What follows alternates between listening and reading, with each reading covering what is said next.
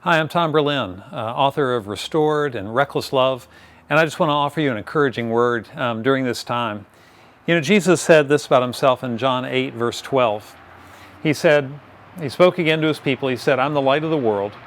Whoever follows me will never walk in darkness, but will have the light of life." Think about those three words, about having the light of life in your life. You know, once Christ is the light of your life, you become a light too. In fact, in another gospel, Jesus said, "You are the light of the world." So he uses this image of light quite a bit throughout his speaking, his teaching, and his preaching. He wants us to know that once the light of Christ lives in us, it's going to shine through us.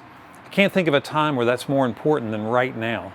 I was in our neighborhood recently walking my dog, and some kids in the neighborhood up in their driveway had written, "Don't worry, be happy," and then they wrote, "Flatten the curve."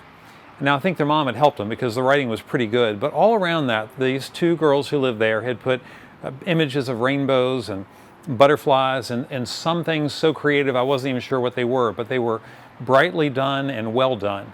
And so I yelled up at the kids, they were up playing in the yard, and I said, "Hey, you guys are great artists," and they yelled back to me, and I just thought to myself, what a lovely thing that they took their time to give people like me a message.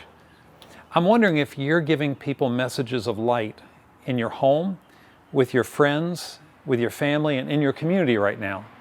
It makes a really big difference because, as you know, people are going through some hard things.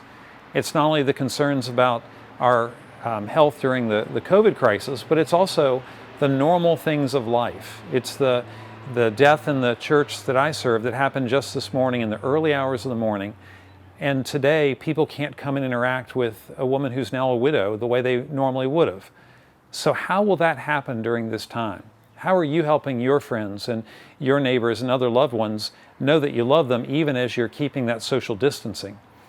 Now, a second thought I'd like to give to you is a verse somebody shared with me the other day in a meeting that I was, a virtual meeting I was a part of. Right before the end of that meeting, she said, "Hey, Tom, can I share with you a verse that's a life verse for me right now?" And I said, "Oh, I'd love for you to do that." There were about 12 of us on the call, and she said, it's in Jeremiah 29:7.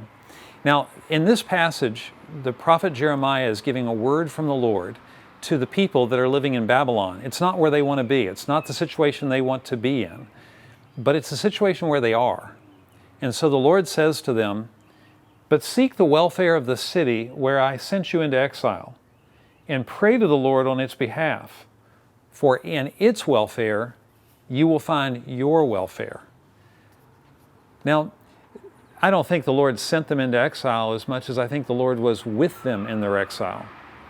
The question I have for you about this is, what are you doing about the city that you live in or the community in which you live? I bet you can hear the traffic noise behind me right now. I wanted to do this in a place where you'd hear the noise of the world as I gave this devotion. Because right now, all of us are living in a community. Now, in the community I'm in, we have a connection to a local elementary school. We're still using social distancing, we're still using safe practices, but we're figuring out a way to get meals right now to children who attend that elementary school who need them on the weekends. The principals ask us to do that, and we're finding ways to make that happen. We have a food distribution here to vulnerable families in our community. We think they're more vulnerable right now. So this time we're not just ordering the usual ton of food, we've ordered 3 tons. And we're going to find safe ways through the week to bag all that up, have it ready, and then when residents come up who need that food, we're going to have it ready and set out for them so that they can pick it up safely. What I'm asking you to think about is this. This time of social distancing should not be a time that we forget our community. It should be a time that we shine in our community, where people see us as generous, loving, and we want people to see us that same way in our homes. I think the light of Christ enables us to be those people at this time.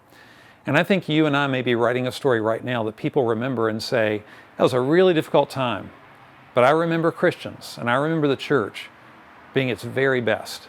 I hope that's who you are right now. Thanks for joining me.